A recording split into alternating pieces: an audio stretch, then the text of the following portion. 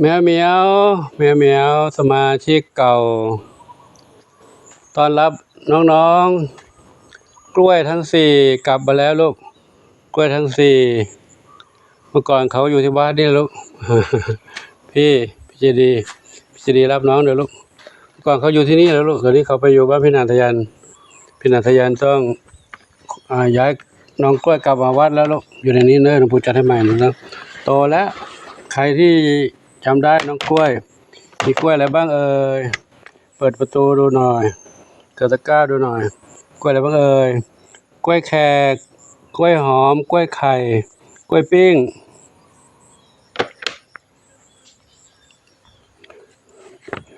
กล้วยแขกกล้วยหอมกล้วยไข่กล้วยปิ้งกล้วยปิ้งสีดำๆนั่นนะนั่นกล้วยหอมกล้วยไข่กล้วยแขกสีลายๆนี่กล้วยแขกกล้วยหอมกล้วยไข่สีเปลือกลายเปลือกเดี๋ยวจัดอยู่บ้านใหม่ลูกเนอะตอนนี้บ้านยังไม่มีลูก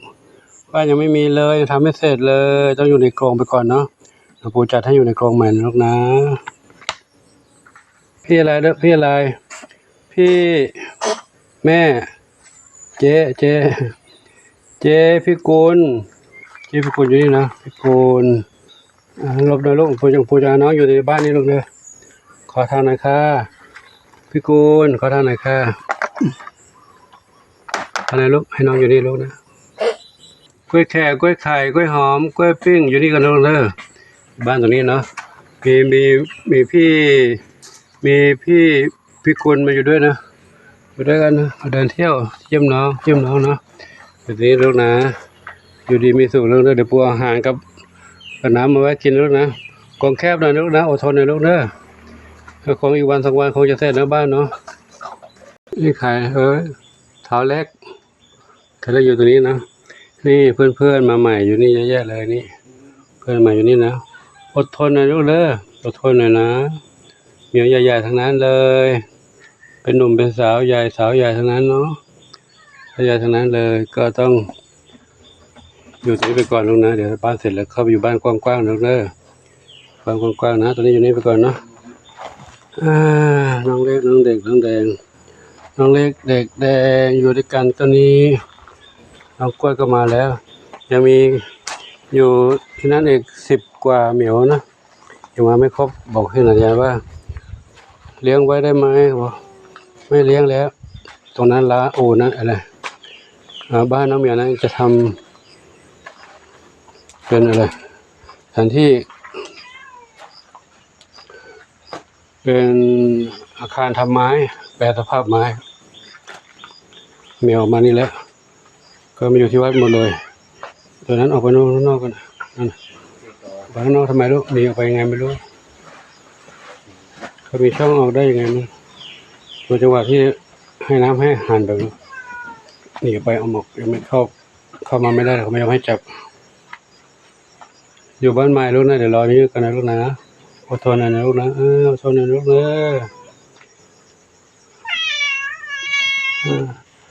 ตอนนี้มาแล้ว41เหมียวแล้วรวมแล้ว41เหมียวอยู่นั้นอีก10 กว่าเหมียวนะทั้งหมดเพียง50 กว่าเหมียวเนาะบ้านยังไม่เสร็จเนาะกำลังทำบ้านอยู่เนาะก็วันนี้ก็คงไม่เสร็จต้องเทพื้นแล้วก็ทำร้านเรียกว่าทำชั้นตรงนี้ปูตรงนี้ให้เขาได้อยู่ข้างล่างก็เทพื้นทำแบบ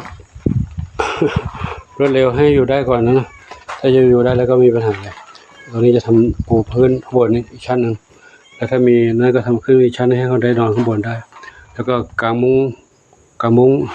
หลังจากกางมุ้งเสร็จก็เอาเข้ามาอยู่ได้ทำประตูเข้าออก2 ด้านประตูออก2 ด้าน40เหมียวอยู่ได้อยู่แล้วเนาะส่วนเด็กๆเล็กๆน้องกล้วยไข่นั้นให้อยู่อีกที่หนึ่งไม่ต้องอยู่รวมกันก็ได้บางเหมียวก็อยู่ในบ้านที่อยู่เดิมนั้นอย่างละ2-3เหมียวได้อยู่เนาะที่เขาดูให้อยู่ทางโน้นไปส่วนที่อยู่แล้วอยู่ด้วยกันได้ก็อยู่ในบ้านนี้เขาเดี๋ยวค่อยติดตามชมกันนะเดี๋ยวขออนุญาตจบคลิปไว้เท่านี้ทำงานก่อนเนาะขออนุโมทนาสาธุขออำนวยพรทุกท่านที่มีความรักความเมตตาช่วยเหลือในการเป็นอยู่ของน้องเหมียวนะ น้องเหมียวน้องเต่าน้องไก่น้องกระต่ายน้องหมาน้อยและเด็กๆสัตว์ทั้งหลายขออวยพรทุกท่านพบความสุขสมปรารถนาทั่วกันทุกคนทุกท่านเถิดสาธุอายุวันโนสุขังพลังน้องเด็กเล็กนี่นะผู้สามังคุดเล่นนี่ด้วยเด้อมีน้องใหม่มานี่น้องใหม่ไม่ใช่น้องใหม่ละโตกว่านี่นะผู้สามังคุดรู้ตัวเท่ากันนะอยู่บ้านนี้อยู่นะอยู่บ้านนี้สี่เหมียวกล้วยแขกกล้วยไข่กล้วยปิ้งกล้วยหอมกล้วยแขกกล้วยไข่กล้วยหอมกล้วยปิ้งใส่ฉลบเลยลมเลยนักแซมเดี๋ยวจะเป็นคล้องด้วยคล้องอยู่กลางคล้อง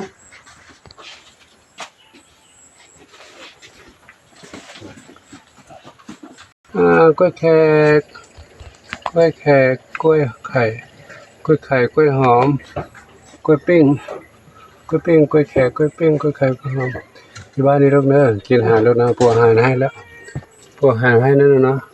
อาหารให้แล้วอาหารกินแล้วอาหารน้ำอยู่นี่ก่อนนะลูกนะเดี๋ยวได้บ้านใหญ่ๆให้ไปอยู่แล้วเนาะไม่อยู่ที่ก่อนเนาะมันก็ต้องโตแล้วเนี่ยไม่ได้รับวัคซีนเหมือนกันวัคซีนไม่ได้รับสักเปี่ยวเลยอยู่บ้านเป็นอาทยานไม่ได้รับวัคซีนเนาะไอ้โตก็ไปต้องไปทำหมันเนาะนี่โตแล้วโตกว่าน้องนี่โตกว่าน้องนี่อีกนี่น้องอะไรนะน้องน้อยนาพุทรานี่โตกว่าน้อยนาพุทราครับหลวงปู่ก็ขอยุติคลิปไว้ที่นี่กันนะเดี๋ยวได้ทำงานต่อไปทำงานสาธุอายุวันโนสุขังพระลัง